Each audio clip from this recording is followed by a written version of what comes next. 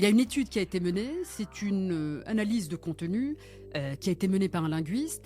Et ce qu'on apprend de cette étude, c'est que le nombre de mots en moyenne dans chaque phrase de Trump se situe entre 9 et 10. Donc 10 mots, c'est rien. Mais en 10 mots, il réussit à communiquer sa vision. Et quelle est la moyenne d'une phrase normale Alors si on compare par exemple à d'autres présidents, Biden, Obama, ça se situe vraiment en dessous des anciens présidents. C'est un style qui est très très simpliste et qui ne cherche pas nécessairement à convaincre, mais surtout à faire parler de lui. Et Trump, il faut le savoir, voilà, c'est une bête médiatique, il l'a compris.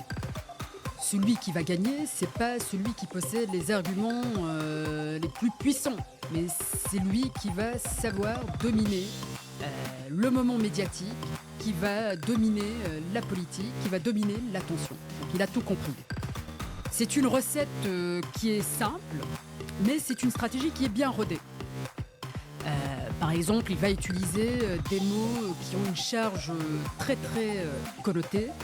Il va miser sur ce que j'appelle l'hyper-pathos. Donc le pathos, c'est un des piliers de la rhétorique, qui est basé sur l'affect, sur les émotions. Donc il mise moins sur des faits, sur la logique, sur des arguments rationnels. Il va davantage mobiliser des émotions. Donc Trump, essentiellement, ne cherche pas à faire résonner son public cible, mais il cherche à susciter des réactions. Voilà.